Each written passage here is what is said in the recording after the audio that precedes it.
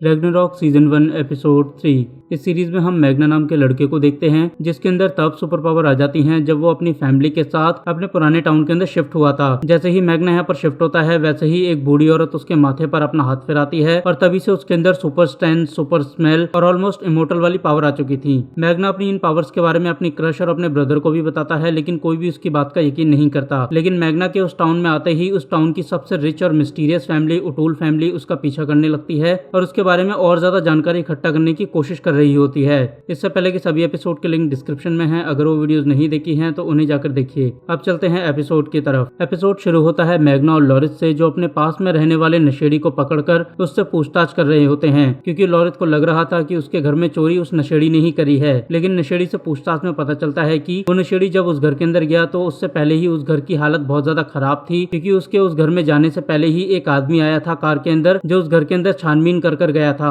और उस आदमी की कार के अंदर एक अजीब सा कुत्ता भी था जो अजीब तरीके से घूर रहा था और उस कुत्ते की आंखें भी अजीब तरीके से सफेद थीं। अजीब से कुत्ते के बारे में सुनते ही मैग्ना समझ जाता है कि उसके घर में विदार घुसा था और अब मैग्ना समझ गया था कि अगर उसे टाउन के अंदर सब कुछ सही करना है तो उसे खुद ही उटूल फैमिली के खिलाफ लड़ना होगा। अब कहानी में आगे जाने से पहले मैं आपको बता दूं कि इस एपिसोड का नाम भी उटूलहाइम है, जिसका मतलब होता है जाइंट या फिर आउटर वर्ल्ड में रहने वाले ऐसे क्रीचर जिनके पास सुपर पावर्स तो हैं लेकिन वो बहुत बुरे हैं नेचर से। नॉर माइथोलॉजी के हिसाब से उटूलहाइम जाइंट्स एसगार्ड और मिडगार्ड के पास रहते हैं और अब हमें इस एपिसोड के नाम से ही समझ आ जाता है कि हो ना हो उटूल फैमिली और कुछ नहीं बल्कि जाइंट्स हैं। अब इसके बाद स्कूल के साइकेट्रिस्ट सिंड्रे के कैबिन में हम देखते हैं कि मैग्ना सिंड्रे को बताते हुए बोलता है कि जब से मैं इस टाउन के अंदर आया हूँ तब से मेरे अंदर अजीब से बदलाव हो रहे हैं और इस टाउन के अंदर जो पावरफुल लोग हैं उनसे कोई लड़ना नहीं चाहता, लेकिन मैं लड़ूंगा क्योंकि अब मुझे ही सब कुछ ठीक करना होगा और मैं जानता हूँ कि मेरे घर के अंदर भी विदार घुसा था। अब इतनी बात करने के बाद सेशन खत्म हो जाता है और मैग्ना अपने घर चला जाता है। वहीं दूसरी तरफ सिंड्रे भी अपने घर जा रहा होता है कि तभी उसे रेन रोक लेती है और फिर उसके बाद रेन उससे पूछती है कि मैग्ना से तुम्हारी क्या बात हुई। अब पहले तो सिंड्रे मैग्ना की बात बताने से मना करते हुए रेन को ये बोलता है कि वो मेरा पेशेंट है और ये एथिकली गलत है कि मैं तुम्हें उसके बारे में जानकारी बताऊं या फिर ये बताऊं कि उससे मेरी क्या बात हुई। सिंड्रे की बात सुनकर रेन उसे बोलती है कि मैं जानती हूँ कि ये एथिकली गलत है लेकिन वो मेरा स्टूडेंट है और अगर उसके साथ कुछ गलत चल रहा है या उसकी मेंटल कंडीशन ठीक नहीं है तो बाकी बच्चों की सेफ्टी के लिए और खुद उसकी सेफ्टी के लिए भी एज अ प्रिंसिपल मेरा जानना जरूरी है कि उसके साथ क्या चल रहा है। और अब हम देखते हैं कि सिंड्रे रेन की बात में आ जाता है और उसे बता देता है कि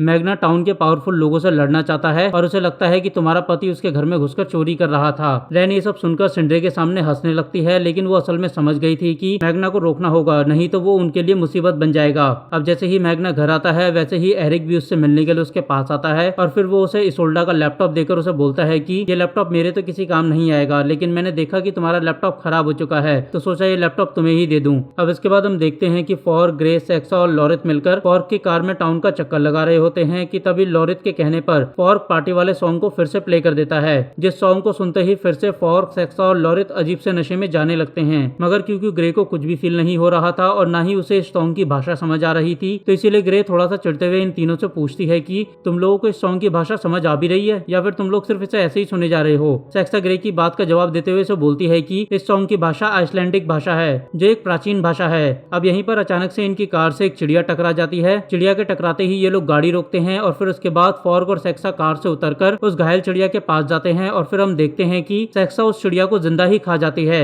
अब इसके बाद हम देखते हैं कि रैन विडार को वो सारी बात बता देती है जो सिंड्रे ने उसे बताई थी और अब सारी बात बताने के बाद रैन विडार को बोलती है कि इस सारे मामले को जल्दी से जल्दी संभालो वरना बहुत बड़ी गड़बड़ हो जाएगी। अब एक तरफ तो विडार रेन की बात को सुनकर मैग्ना के घर के पास रहने वाले नशेड़ी को जान से मार देता है। वहीं दूसरी तरफ हम मैग्ना को देखते हैं जो पोल्यूशन में जाकर इसोल्डा की मौत की जांच को फिर से शुरू करवाने की बात बोल रहा था और वो युंगविल्ड से बोल रहा था कि आप लोग जांच अच्छे से नहीं कर रहे हो। और अब हम देखते हैं कि मैग्ना की बात सुनने के बाद युंगविल्ड उससे बोलती है कि देखो मैग्ना, ये एक छोटा सा टाउन है, यहाँ पर हम हर एक चीज पर नजर नहीं रख सकते और हर एक चीज पर इन्वेस्टिगेशन भी नहीं कर सकते। हम यहाँ पर हर एक प्रॉब्लम को सॉल्व नहीं कर सकते क्योंकि अगर हम इन्वेस्टिगेशन ठीक से करें तो बात ये भी आती है कि जिस पुल पर तुमने इसोल्डा को अकेले छोड़ा था उस पुल से लेकर तुम्हारे घर की दूरी जितनी है उस दूरी को पूरा करने के लिए 90 मिनट का समय लगता है, लेकिन तुम्हारे बयान के हिसाब से तुमने वो दूरी 30 मिनट में पूरी करी। तो सवाल तो यहाँ पर भी खड़ा होता है, लेकिन हम तुमसे कोई पूछताछ नहीं कर रहे क्योंकि हम समझते हैं कि इस छोटे से टाउन के अंदर कई ऐसी चीजें हैं जिनके इन्वेस्टिगेशन करना नामुमकिन है। तो तुम हमें हमारा काम मत सिखाओ, तुम एक टीनेजर हो और अपनी पढ़ाई पर ध्यान दो। युंगविल्ड की बातों को सुनकर मैग्ना नोटिस करता है कि उसने 30 मिनट के अंदर 30 किलोमीटर का रास्ता पूरा करा, जो कि किसी भी आम इंसान के लिए करना लगभग नामुमकिन है। और अब मैग्ना युंगविल्ड की कही बात को कंफर्म करने के लिए एक जगह पर जाता है जहां पर वो अपनी स्पीड को चेक करता है और अब उसे पता चलता है कि उसने 100 मीटर की दूरी सिर्फ 6 सेकंड के अंदर पूरी करी है। और अब मैग्ना अपनी स्पीड को देखकर हैरान रह जाता है। और अब मैग्ना अपनी स्पीड को देखकर बहुत ज्यादा हैरान था और इसीलिए वो अपनी स्पीड के बारे में अपने फोन के अंदर नोट रिकॉर्ड कर रहा था। और वो नोट रिकॉर्ड करते हुए बोलता है कि आज मैंने नोटिस किया कि मैंने 6 सेकंड के अंदर 100 मीटर पूरा कर लिया, जो कि वर्ल्ड रिकॉर्ड से भी बहुत ज्यादा फास्ट है। अब यहाँ मैं आपको बता दूं कि मैग्ना हमेशा बहुत इंपॉर्टेंट जानकारी को अपने फोन के अंदर नोट के रूप में रिकॉर्ड करके रख लेता था। वो ये सारी जानकारी लिखकर इसलिए नहीं रखता था क्योंकि उसे पढ़ने में दिक्कत होती थी। अब मैग्ना रास्ते से जा ही रहा होता है कि तभी वहाँ पर विडार उसे देख लेता है और साथ ही इसी समय पर वोटेन और वेंचे भी मैग्ना को देख लेते हैं।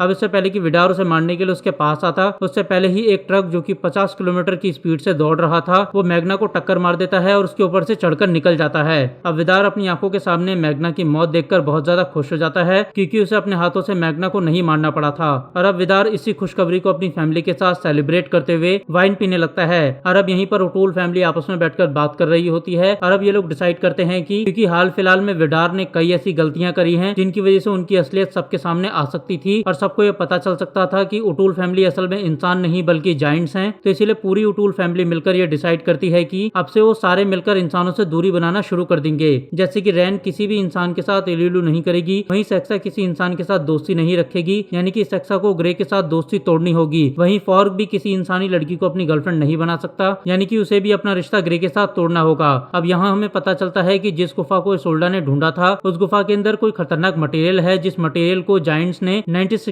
में वहां पर छुपाया था। लेकिन 1967 में वहां पर बहुत सारी बर्फ थी जिसकी वजह से वो गुफा किसी को दिखाई नहीं देती थी, लेकिन अब बर्फ पिघलने लगी थी जिसकी वजह से वो गुफा धीरे धीरे विजिबल हो रही थी। और इसी वजह से ओटूल फैमिली नहीं चाहती थी कि जिस पहाड़ पर वो गुफा है उस पहाड़ पर कोई भी इंसान आए। अब एक तरफ तो पूरी ओटूल फैमिली मिलकर मैग्ना की मौत की पार्टी कर रही थी, वहीं दूसरी तरफ हम देखते हैं कि मैग्ना पूरी तरीके से सही था, उसकी एक भी हड्डी नहीं टूटी थी। और ये देखकर डॉक्टर भी बहुत ज्यादा हैरान थे। अब क्योंकि मैग्ना को कुछ नहीं हुआ था तो इसीलिए डॉक्टर उसे घर जाने के लिए बोल देते हैं, लेकिन मैग्ना के घर जाने से पहले हॉस्पिटल की नर्स उसे इसोल्डा के कपड़े दे देती है। असल में इसोल्डा के डैड ने ही उस नर्स को बोला था कि वो इसोल्डा के डेथ के टाइम पे पहने गए कपड़ों को मैग्ना को दे दे, ताकि मैग्ना उन कपड़ों के जरिए इसोल्डा की डेथ से रिलेटेड कोई जानकारी ढूंढ सके। अब एक तरफ तो मैग्ना घर जाकर फिर से नोट रिकॉर्ड करते हुए बोलता है कि मेरे पास super speed, super strength, super smell जैसी पावर्स आ चुकी हैं और अब मैं लगभग इमोर्टल हो चुका हूँ। अब इसके बाद वो इसोल्डा के कपड़ों को सूंघने लगता है तो उसे उन कपड़ों में से 2 तरह की अलग अलग स्मेल आ रही थी। अब अगले दिन स्कूल के अंदर हम देखते हैं कि सेक्सा मैग्ना को जिंदा देखकर बहुत ज्यादा हैरान हो जाती है। वहीं दूसरी तरफ हम मैग्ना को देखते हैं जो अपनी साइंस टीचर सॉल्विंग से सवाल करते हुए पूछता है कि क्या हम सूखे हुए ब्लड को टेस्ट कर सकते हैं। सॉल्विंग मैग्ना की बात का जवाब देते हुए उसे बोलती है कि हाँ, हम सूखे हुए ब्लड को टेस्ट कर सकते हैं। सॉल्वा की तरफ से हाँ सुनने के बाद मैग्ना उससे पूछता है कि तो क्या आप मेरी मदद करोगी सूखे हुए ब्लड को टेस्ट करने में। सॉल्विंग मैग्ना की बात को सुनकर उसकी मदद करने के लिए मान जाती है, लेकिन साथ ही वो मैग्ना को ये बोलती है कि इस टाउन के अंदर कई ऐसी चीजें हैं जिनसे तुम्हें नहीं उलझना चाहिए। अब इस बात से सॉल्विंग का सीधा इशारा ओटूल फैमिली की तरफ था और वो मैग्ना को ये समझाना चाहती थी कि वो इन सब मैटरों से दूर रहे। अब यहीं पर हम ग्रे को देखते हैं जो सॉल्विंग और मैग्ना की बातों को सुन लेती है और फिर उसके बाद शाम होने पर जब वो मैग्ना के घर पर असाइनमेंट के लिए जाती है तो तब वहाँ पर वो मैग्ना से पूछती है कि तुम सॉल्विंग मैम से किस ब्लड टेस्ट के बारे में बात कर रहे थे। मैग्ना ग्रे की बात को सुनकर उसे इसोल्डा के कपड़ों को दिखाता है और उसे सूंघने के लिए बोलता है। अब क्योंकि मैग्ना के पास तो सुपर स्मेल की पावर थी तो इसलिए उसे वो दूसरी स्मेल आ रही थी, लेकिन ग्रे को वो दूसरी स्मेल नहीं आती और अब इसी वजह से वो वहाँ से चली जाती है। अब ग्रे वहाँ से निकलने के बाद अपने दोस्तों के साथ एक रेस्टोरेंट के अंदर बैठी होती है कि तभी उनमें से एक लड़की ग्रे से बोलती है कि मैंने सुना है कि तुमने हमें जो बताया था कि तुम्हारे पहले भी 3-4 बॉयफ्रेंड रह चुके हैं और तुमने उन सबके साथ सेक्स किया हुआ है, वो सारी बातें झूठी हैं और तुम अभी तक वर्जिन हो। अब जैसे ही ग्रे ये बात सुनती है वैसे ही वो सेक्सा को घूरने लगती है, क्योंकि ग्रे ने सेक्सा को ये सारी बातें इसलिए बताई थी क्योंकि उसे लग रहा था कि सेक्सा ये सारी बातें सिर्फ अपने तक रखेगी, लेकिन सेक्सा ने ये सारी बातें सबको सुना दी थी। सेक्सा ने ऐसा इसलिए किया था क्योंकि वो ग्रे को खुद से दूर करना चाहती थी, क्योंकि ओटूल फैमिली अब इंसानों से दूर रहने का फैसला कर चुकी थी।